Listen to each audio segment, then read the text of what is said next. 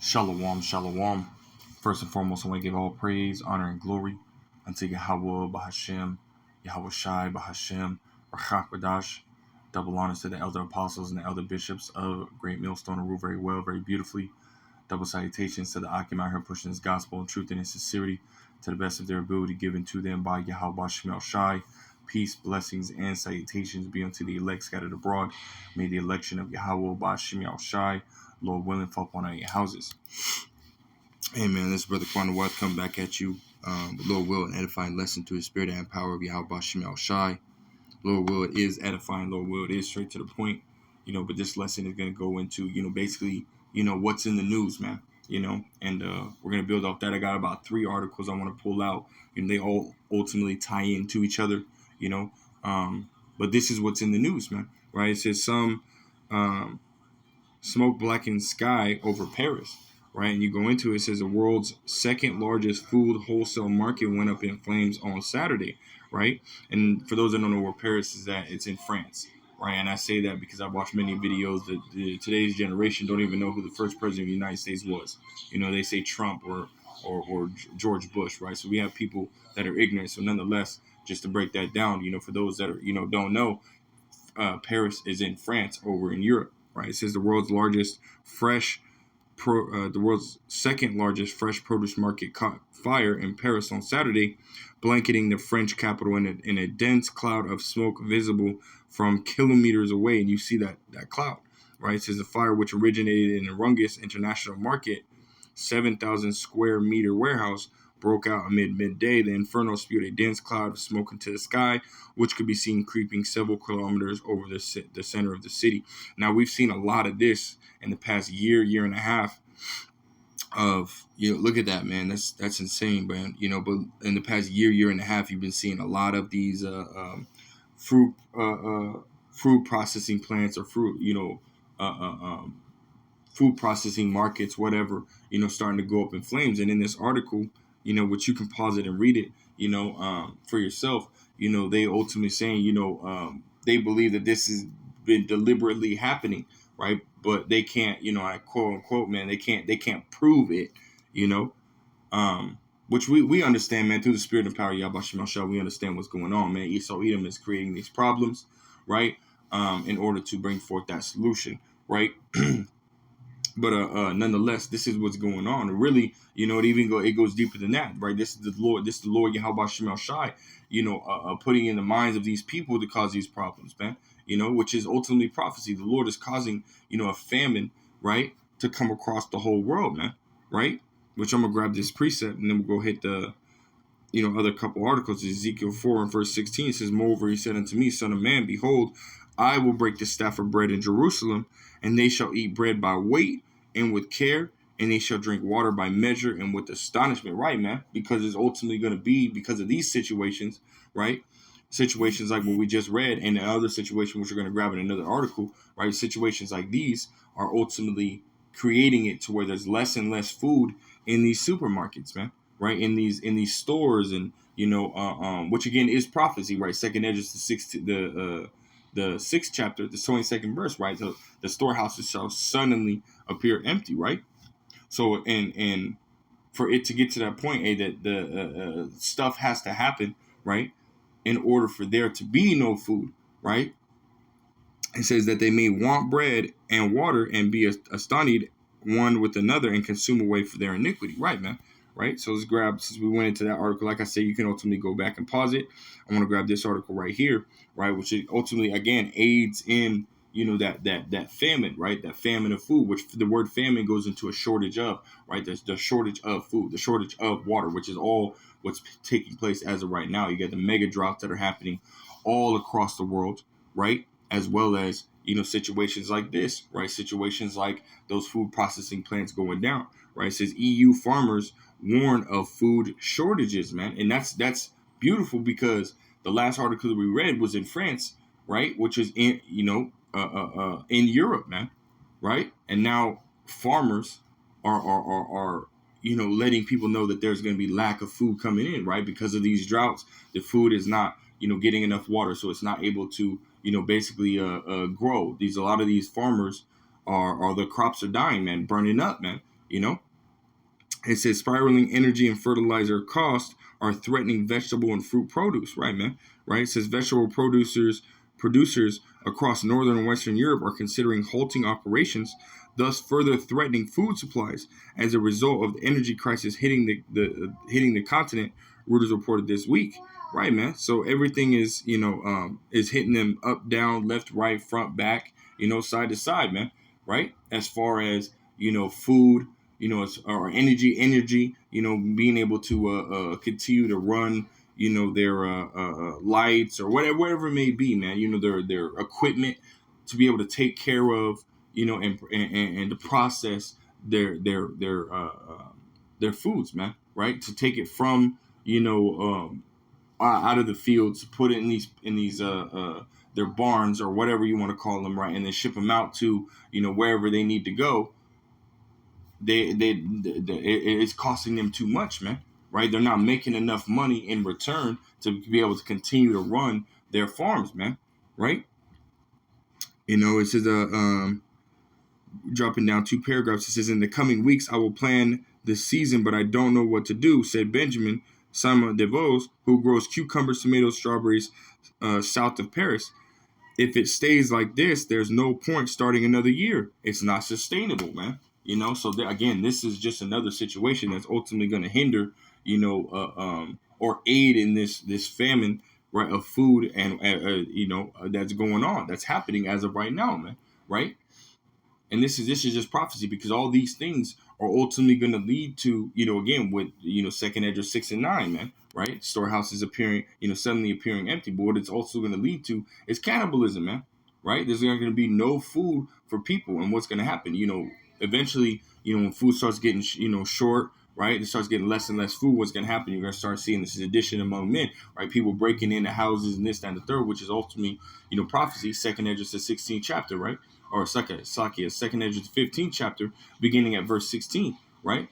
All the way on down to verse 19, right? So this is what's going to take place because of the shortage of food, right? People are going to need to feed their families. And we already start to see videos of women going into stores, right? Or the video that I saw was just a single woman going into this store with her son, robbing this store, getting stopped by one of the clerks and yelling at the top of her lungs, "I need to feed my son," right? She ain't got no money. She needs to feed her son. So this is already starting to take place, man. And people are already starting to wig out. But again, it's going to come to the point where you can't even go into the store and try to jack nothing because there's no food, man. Right? And you're going to run out of food at home, and you're going to start starving, man. Right? And that is a terrible way to go out, man. Let's go to Lamentations chapter 4 and verse 8. It says, their visage is blacker than coal. They are not known in the streets. Their skin cleaveth to their bones. It is withered, it is become like a stick, man. Right? So you ever seen, videos of people in these third world countries, right? Where they don't eat, you know what I mean? They're you can see their bones, right? You can see their veins, right? They're absolutely skinny. You got bloated stomachs, right?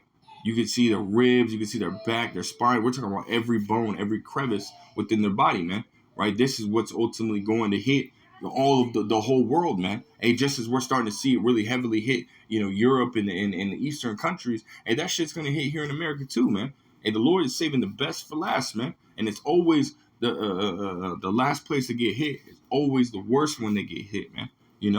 So these things are going to take place here in America, man.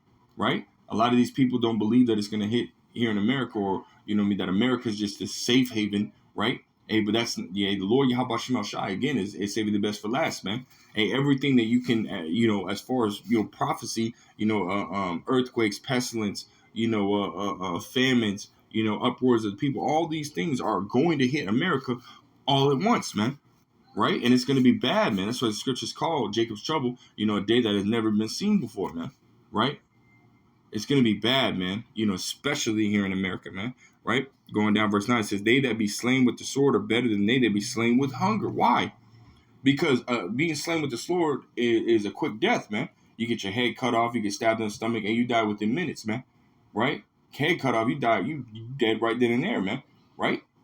You get stabbed in the stomach, you might bleed out, man, It might take some time. A hunger, that shit can last days, weeks. It can last a long fucking period of time, man. And at the same time, and you got aches and pains of your body eating, starting with your fat, eating your body, right? Starting with your fat, then it moves on to your muscles, right? And once your muscle starts to deplete, hey, what happens, man? Your body's gonna move from that muscle and it's gonna start eating its organs, man, right? And then you start going and being, delusional, man, right? All these different things take place, and you can go and look up, the process of starvation, right? The process of hunger, right? How it kicks in and what it does, right? How does starvation affect the body, right? And it affects the body in a major way, man. Again, once you're hungry, man, once you get to that point where you're starving and you need some food, and what's gonna happen? The person that's standing next to you is gonna look like some a delicious burger, man, delicious hot dog, or whatever it may be, whatever whatever pops into your mind. You're gonna look at that person like they're fucking food, man, right? And you're gonna end up eating them, which is prophecy, man, right? But I want to grab this article real quick. I want to grab this article because again, we're already seeing some stuff like this happen, right? It says cannibal pleads guilty to eating Grinder date, man. So he ate his, he went on this app called Grinder, and what happened? He went out on a date with this woman, took her back home, it did something to her, man, and then ate her, man. Right? It says the American admitted he killed and dismembered the victim 2 years after initially pleading insanity, right? I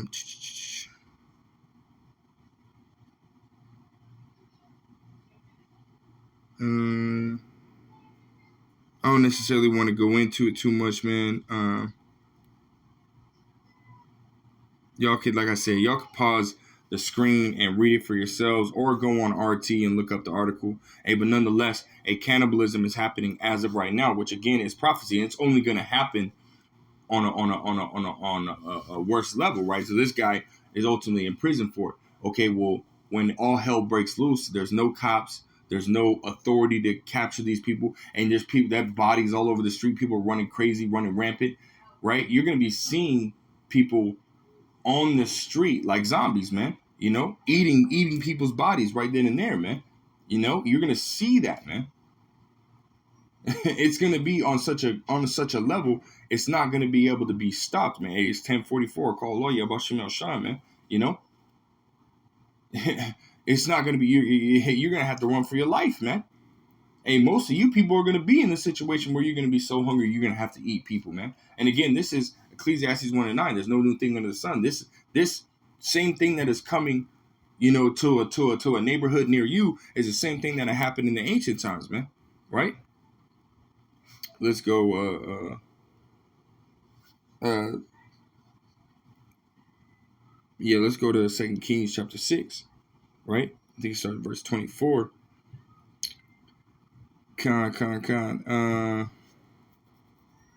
Verse 25, it says, and there was a great famine in Samaria, and behold, they besieged it until an ass's head was sold for 80 pieces of silver, and the fourth part of a cab of dove's dung for 5 pieces of silver, man. So we're talking about undesirable things, man. Bird poop, right? People were eating bird poop, right? People were eating the head of a donkey, right? Which ain't got damn near no meat on it, right? You got the ears, you got the cheeks, you got the tongue, man. That's about it, right? Get the eyeballs, right? There ain't no meat on it, man. Right? It ain't got shit, right? And those are selling for, extremely expensive, right? They're like that, that's extremely expensive, right?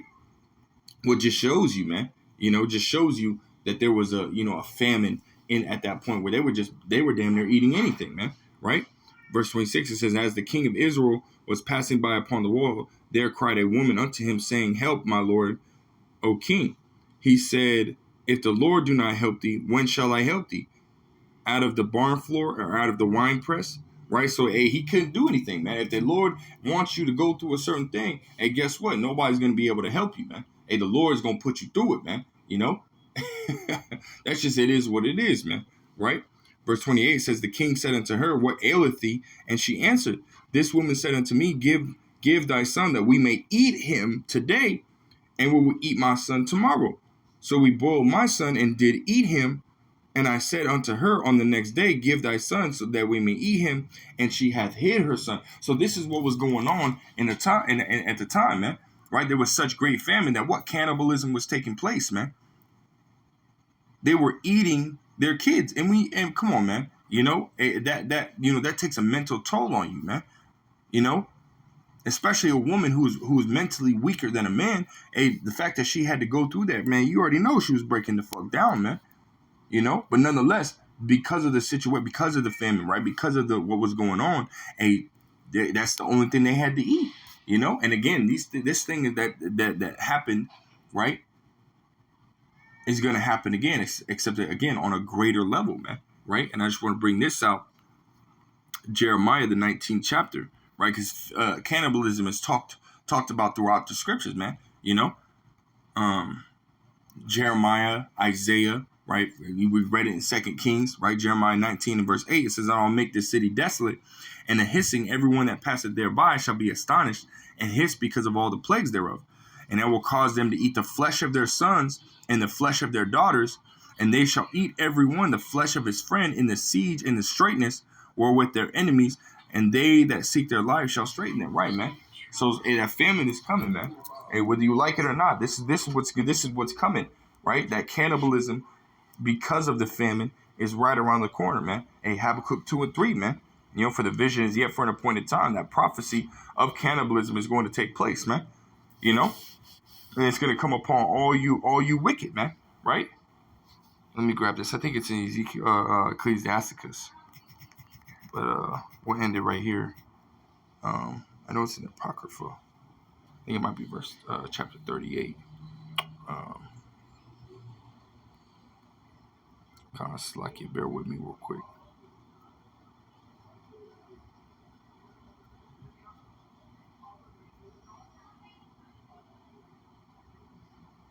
Con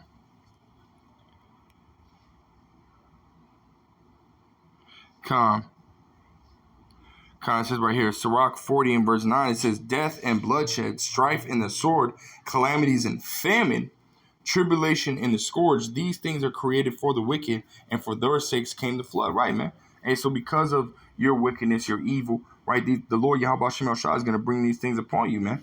You're going to starve, right? You're gonna want food, but you're not going to be able to get it, man. Hey, you people are ultimately screwed, man. Hey, but in that time, the Lord is going to deliver y'all up to the famine, deliver y'all up to, the cannibals and this and the third. And while the elect, those that are serving Yahweh Shem El Shah, are going to eat, man. Just grab that. Isaiah chapter, 65, verse 13, just getting to the point. It says, therefore, thus saith the Lord Yahweh power, behold, my servants shall eat. And his servants are the ones that are serving him now, man. Right? And this time, getting this wisdom, knowledge, understanding now, trying to please the Lord right now, man. Right? Seeking him while he may be found. And as for men, gathering up enough wisdom, knowledge, understanding through the spirit and power of Yahweh Shem El Shah, and going out there and teaching, man. Right? Being a true man of the Lord, man. And those are the ones that are, going to be able to eat, right?